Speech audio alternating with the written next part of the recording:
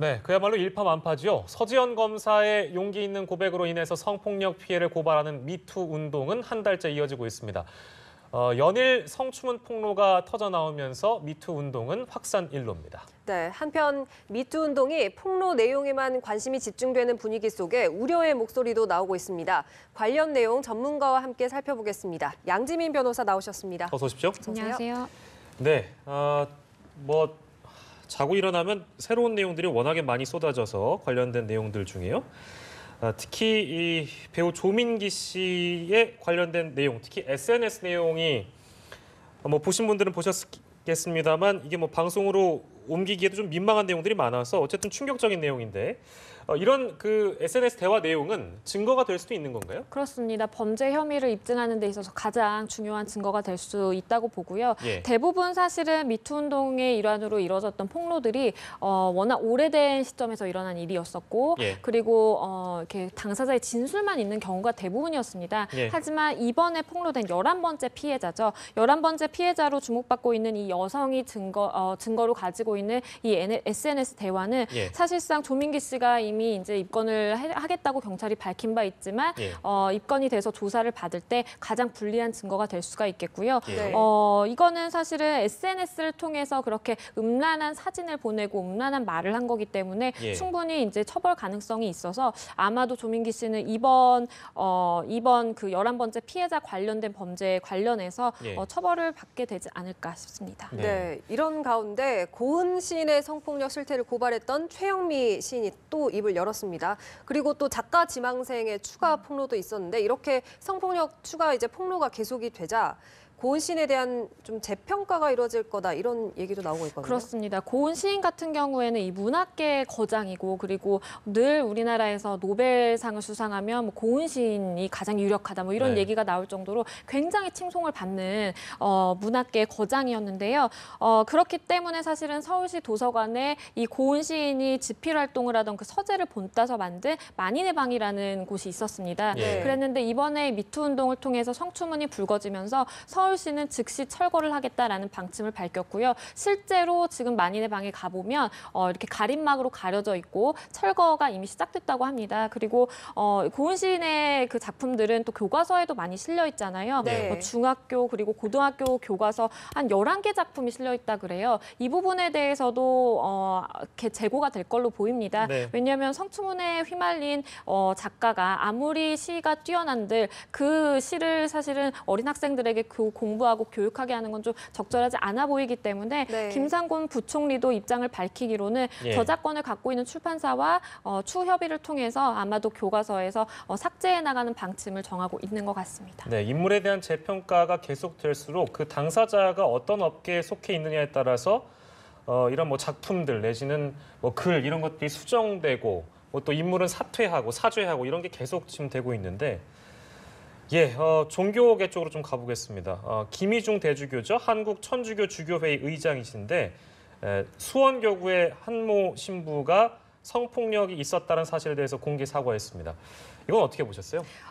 사실은 이렇게 정면 승부식으로 사죄를 하는 것이 맞다고 봅니다. 당사자의 사죄가 아니었다는 점에서는 조금의 아쉬움이 남고요. 그리고 처음에 이 2011년에 선교 봉사활동을 갔다가 이런 내가 피해를 당했다라고 피해가 얘기가 나왔을 때 그 당시에 사실은 천주교주회의 그 사과나 그런 입장 표명은 조금 미흡한 점이 있었거든요. 예. 왜냐하면 앞으로 추후 어떻게 해나가겠다라는 대응책도 빠져 있었고요. 네. 그리고 해당 신부에 대해서 어떤 징계를 내리고 어떤 조사를 할지에 대해서도 내용이 전혀 없이 예. 거의 유감 표명 정도의 수준이었습니다. 네. 그런 사실은 첫 번째 입장 표명이 있었고 주변에 이제 질타가 있었겠죠. 그러다 보니까 지금은 이렇게 대대적으로 공개 사과를 하게 됐는데요. 예. 어쨌든 조금 늦은 감이 있지만 지금이라도 이렇게 사과에 나섰고 앞으로 정말 다시는 발생하지 않도록 예.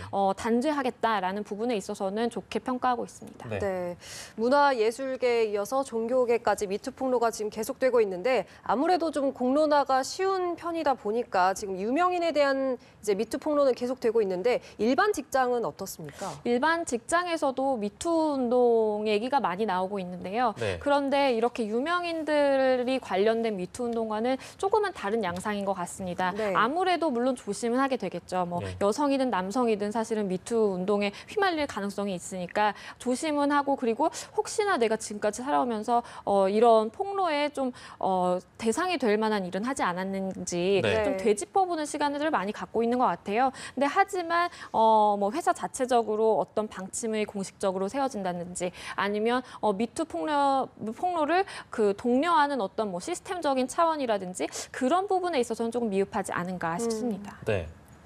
그런데 일부 회사에서는 뭐 이런 얘기 모르겠습니다. 뭐 답답하긴 한데 미투 고발한다고 할까봐 무슨 말을 못하겠다. 뭐 이런 조롱 섞인 발언들도 나오고 있다고 하고 네. 이것이 뭔가 남성과 여성들 사이의 갈등으로 비춰지는 대립구도라고 해야 될까요? 이렇게 편가르기 문화가 생긴다는 얘기도 들리고 있고 해서 답답하긴 한데 물론 말 한마디 행동 하나 하는 거 굉장히 뭐 성적인 부분이니까 조심해야 되겠습니다만 이런 생각도 하시는 분들도 계실 것 같아서 여쭤보는 겁니다. 행동으로 하지 않으면 성추행이 아니다라고 생각하시는 분들도 있을 것 같아서 그렇지만 농담 하나만으로 처벌받을 수 있는 거죠?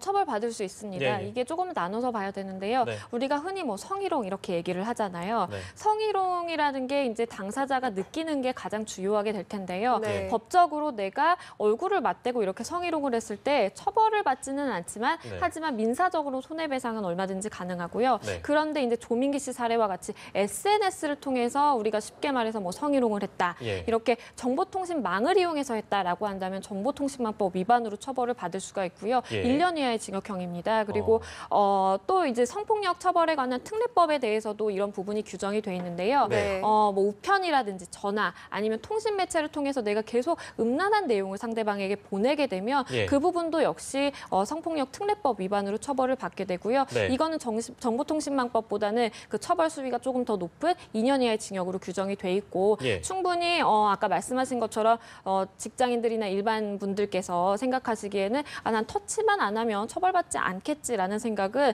네. 이런 법조항들이 있기 때문에 절대 금물이고요. 뭐 행동 당연하겠지만 말 예. 한마디를 할 때도 조심하는 태도가 필요할 것 같습니다. 네, 네. 맞습니다. 뭐 대학 교수 또 연극계의 왕 이런 권력이나 지위를 이용한 좀 유명인들의 성폭력 행태가 지금 계속 폭로가 되고 있는데 아무래도 이런 문화가 좀 군대식 문화 때문에 일어난 거죠. 그렇습니다. 그러니까 직장 내에서든 어디서든 다 권력 관계가 존재하고 그리고 이렇게 성범죄 피해자들을 보면 흔히 우리가 얘기할 때 갑을 관계에서 을의 위치에 있는 사람들이 대부분입니다. 네. 그렇기 때문에 이거를 수면 위에 올리고 내 입으로 직접 용기 내서 말하기까지는 오랜 시간들이 다 걸렸잖아요. 예. 그 이유가 나에게 피해를 준 당사자가 그 조직 내에서는 너무 잘 나가는 소위 잘 나가는 거장이었고 또 어마어마한 힘을 가진 사람이었기 때문에 사실 목소리 내기가 힘들었던 거거든요. 그렇기 네네. 때문에 이런 갑을 관계를 개선하기 위해서는 저는 을을 위한 정책이라든지 제도가 반드시 필요하다고 봅니다. 그래야만 을이 얼마든지 목소리를 낼 수 있고 피해자들이 뒤늦게나마 목소리를 낼 수 있기 때문에 예. 그런 그 제도 개선이 반드시 필요하다고 생각합니다. 네. 언론들이 워낙에 이제 이슈적으로 굉장히 큰 관심을 끌어오는 주제이기 때문에 언론들이 보도를 하면서도 상당히 조심해야 되겠다라는 생각을 하게 되는데 왜냐하면 이제 2차 피해를 양산할 수 있다 이런 얘기거든요. 2차 피해를 막을 수 있는 방법이라고 해야 될까요? 대안 같은 게 있을까요? 글쎄요. 그러니까 언론에서도 이게 워낙 중요한 이슈고 그리고 사회적으로 파급력이 높은 그런 소재다 보니까 예. 너도 나도 이제 앞다퉈서 보도를 하는 게 이제 지금 현실입니다. 하지만 그럴 때 가장 중요하게 생각해야 되는 것이 피해자가 이 글을 읽었을 때 어떻게 받아들일지 피해자에게 혹시 2차 피해라든지 상처가 되는 게 아닌지를 반드시 생각해 봐야 되거든요. 그렇기 네. 때문에 일각에서는 뭐 취재 간행을 바꿔야 된다라는 얘기도 있고 있고요. 실제로 이번 미투 사례가 이제 나온 이후에 예. 기사들을 쭉 스크리닝을 해보니까 굉장히 선정적인 기사들이 좀 많았다 그래요. 그러니까요. 그리고 이제 그 제목을 뽑을 때 그 예. 워딩 자체도 뭐 굉장히 이게 취지를 흐릴 수 있는 뭐 나쁜 손이라든지 이렇게 예. 좀 농담 섞인 그 취지를 담아서 제목을 뽑은 기사들도 상당수 발견이 됐다라고 하는데요. 예. 그거는 사실 이제 피해자 입장에서 봤을 때 나는 이렇게 정말 8년, 7년이라는 시간을 잠도 못 자고 정신과 치료를 받으면서 고통을 견뎌왔는데 예. 이건 그냥 나쁜 손으로 치부가되는구나라고 하면 굉장한 또 상처거든요. 네. 그런 부분에 있어서 좀 취재 관행을 바꾸는 게 필요해 보입니다. 네. 네.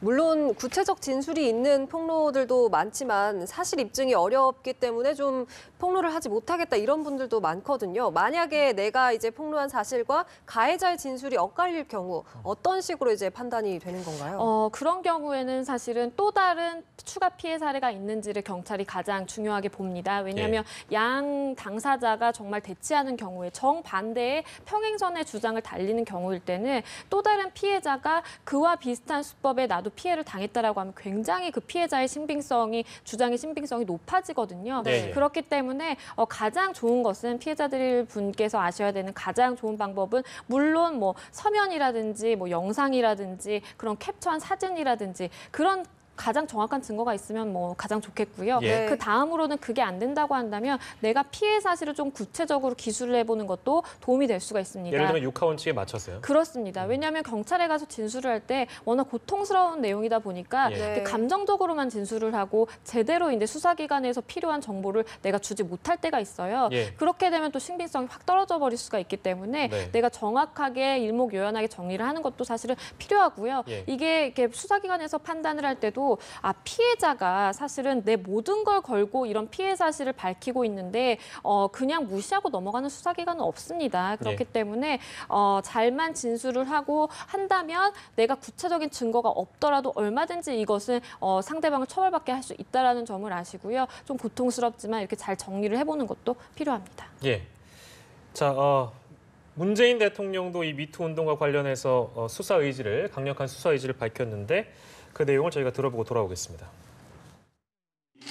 강자인 남성이 약자인 여성을 힘이나 지위로 짓밟는 행위는 어떤 형태의 폭력이든 어떤 관계이든 가해자의 신분과 지위가 어떠하든 엄벌에 처해야 할 것입니다. 피해 사실을 폭로한 피해자들의 용기에 경의를 표하며 미투 운동을 적극 지지합니다. 네, 정부의 역할도 굉장히 중요해서요. 정부 내에서 어떤 변화들이 있습니까?